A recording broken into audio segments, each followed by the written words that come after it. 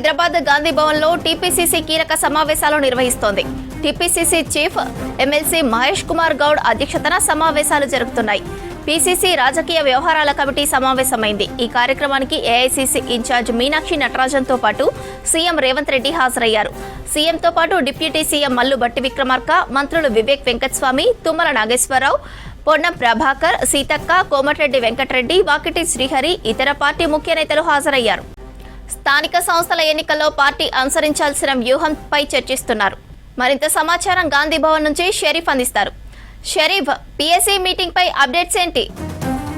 గాంధీ భవన్లో కాంగ్రెస్ పార్టీ కీలక సమావేశం స్టార్ట్ అయింది. సమావేశానికి సీఎం రేవంత్ రెడ్డి, ఉప ముఖ్యమంత్రి భట్టి విక్రమార్క, మంత్రులు, పీఎస్సీ సభ్యులంతా కూడా చేరుకున్నారు. మంత్రుల్లో తుమ్మల నాగేశ్వరరావు, మంత్రి వివేక్ వెంకటస్వామి, వాకిటి శ్రీహరి, కోమటిరెడ్డి వెంకటరెడ్డి వీళ్ళంతా కూడా చేరుకున్నారు. మరోవైపు పీఐసీ సభ్యులుగా ఉన్నటువంటి వాళ్ళు ఎక్సెఫిషియో మెంబర్స్, పార్టీ వర్కింగ్ ప్రెసిడెంట్లు, కంటెస్టెడ్ సీనియర్ ఎమ్మెల్యేలు ఎవరైతే ఉన్నారో వాళ్ళంతా కూడా చేరుకున్నటువంటి పరిస్థితి కనిపిస్తోంది. అంతకంటే ముందు పీఐసీ అంటే political affairs committee, PCC political advice కమిటీకి సంబంధించినటువంటి సమావేశానికి కంటే ముందే ఇన్ఛార్జ్ మీనాక్షి నటరాజన్ క్రమశిక్షణ కమిటీతో భేటీ అయ్యారు. క్రమశిక్షణ కమిటీ భేటీ అయిపోయిన తర్వాత చైర్మన్గా ఉన్న మల్లు రవి మీడియాతో బ్రీఫ్ చేసి మాట్లాడారు. ఈ నెల 26న ఉన్నటువంటి సమస్యలు ఎక్కడైతే పాత కొత్త నేతల సమస్యలు ఎక్కడ ఉన్నాయో ఆ సమస్యలపైన కూలంకుషంగా ఒక రిపోర్ట్ని సిద్ధం చేసి ఏ సమస్యకు ఏ రకమైనటువంటి రెమెడీ చెప్పబోతున్నాం అనేటువంటి అంశాలపైన ఒక క్లారిటీ తీసుకోబోతున్నాం. చాలా అంశాలపైన ఇటు గజ్వేల్, గద్వాల్, అదేవిధంగా పటాన్చెరుకు సంబంధించినటువంటి అంశాలపైన చర్చ జరిగింది. అంటే ఈ కమిటీ కొత్త కమిటీ అయినప్పటికీ కూడా పాత కమిటీ దృష్టికి వచ్చినటువంటి పార్టీ అంతర్గత సమస్యలు ఏవైతే ఉన్నాయో వాటిని కూడా 26వ తారీఖు రోజు మళ్ళొకసారి చర్చ చేసి వాటికి సంబంధించినటువంటి పరిష్కార మార్గాన్ని చూపుతామని చెప్పారు. కాంగ్రెస్ మూల సిద్ధాంతాలే తమకు ప్రేమ అని చెప్పారు. అదే ఎవరిపైన ద్వేషం లేదు, ఎవరిపైన కోపం లేదు అనేటువంటి విషయం చెప్తూనే కాంగ్రెస్ మూల సిద్ధాంతాలనే మేము స్టాండ్గా తీసుకుంటాం, వాటిపైనే తదుపరి విధి విధానాలు ఖరారవుతాయనేటువంటి అంశాన్ని అయితే క్రమశిక్షణ కమిటీ చైర్మన్ మల్లు రవి మీడియాతో మాట్లాడుతూ చెప్పారు. కొద్దిసేపటి క్రితమే సీఎం రేవంత్ రెడ్డి గాంధీ భవన్కి చేరుకున్నారు. పూర్తి స్థాయిలో పోలీసు బందోబస్తును ఏర్పాటు చేశారు. సీఎంతో పాటు డిప్యూటీ సీఎం భట్టి విక్రమార్క సమావేశంలోకి వెళ్లారు. పీసీసీ చీఫ్ మహేష్ కుమార్ అధ్యక్షతన ముఖ్య అతిథిగా ఇన్ఛార్జ్ మీనాక్షి నటరాజన్, సీఎం రేవంత్ రెడ్డి పాల్గొన్నారు. చాలా అంశాలపైన చర్చించేటువంటి అవకాశం అయితే కనిపిస్తోంది.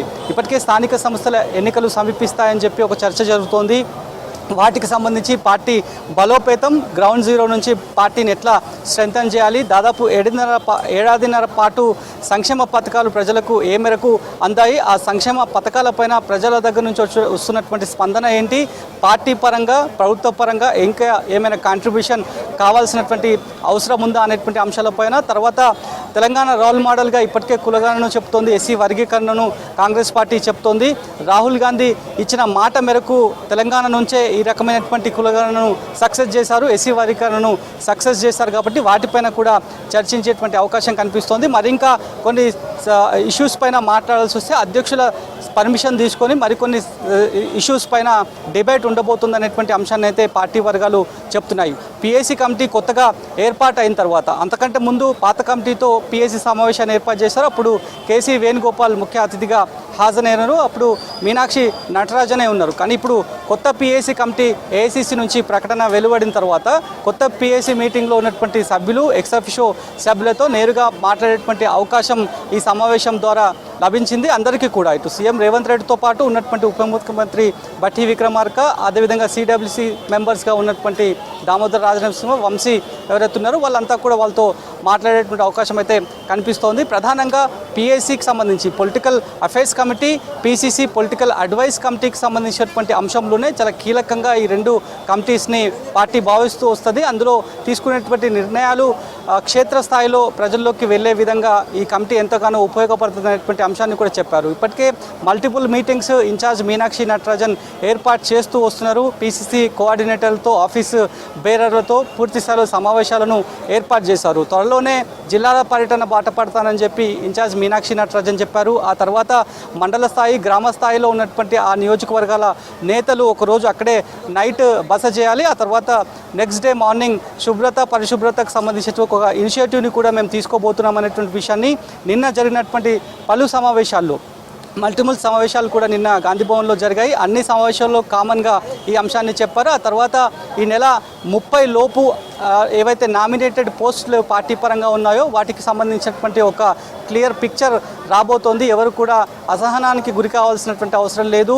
పార్టీ కోసం పాత కాంగ్రెస్ నేతలు కావచ్చు, లేదంటే కొత్తగా పార్టీలో చేరినటువంటి వాళ్ళు ఎవరైతే ఉన్నారో వాళ్ళందరికీ భేదాభిప్రాయాలు లేకుండా సముచిత న్యాయం కల్పించడానికి ఒక కన్సెప్ట్ సిద్ధాంతాన్ని అయితే మేము సిద్ధం చేసి పెట్టామనేటువంటి విషయాన్ని అయితే ప్రస్తుతానికైతే ఇన్ఛార్జ్ మీనాక్షి చెప్తున్నారు. మరి ఈ పిఎస్సి సమావేశంలో కొత్తగా వచ్చినటువంటి కమిటీకి సంబంధించిన సమావేశం కాబట్టి ఏ నిర్ణయాలు తీసుకోబోతున్నారు, ఇప్పటికైతే పలు ఎజెండాలకు సంబంధించినటువంటి పైన చర్చ ఉండబోతుంది అనేటువంటి విషయాన్ని అయితే పార్టీ వర్గాలు చెప్తున్నాయి. ఆ తర్వాత ఈ పిఎస్సికి సంబంధించిన సమావేశం కంప్లీట్ అయిపోయిన తర్వాత ఏఐసిసి ప్రకటించినటువంటి పార్టీ వైస్ ప్రెసిడెంట్లు, జనరల్ సెక్రటరీలు ఎవరైతే వాళ్ళు 27 మంది, వీళ్ళు 69 మంది ఉన్నారు కాబట్టి వాళ్ళందరికీ మరొక సమావేశాన్ని 2 గంటల ప్రాంతంలో ఏర్పాటు చేస్తున్నారు.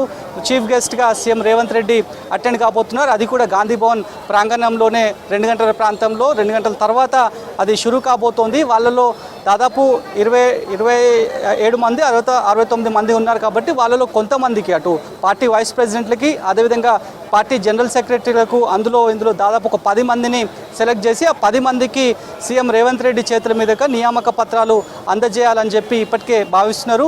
ఆ ప్రోగ్రామ్ కంప్లీట్ అయిపోయిన తర్వాత మీడియా బ్రీఫ్ ఉండేటువంటి అవకాశం అయితే కనిపిస్తోంది. ఇటు పిఎస్సికి సంబంధించి అంటే political affairs committee, political advice కమిటీకి సంబంధించి ఇంకేం నిర్ణయం తీసుకున్నారు అనేటువంటి అంశాలపైన ఆఫ్టర్ ప్రోగ్రామ్ కంప్లీట్ అయిపోయిన తర్వాత మీడియా బ్రీఫ్ ఉండేటువంటి ఛాన్సెస్ అయితే కనిపిస్తున్నాయి.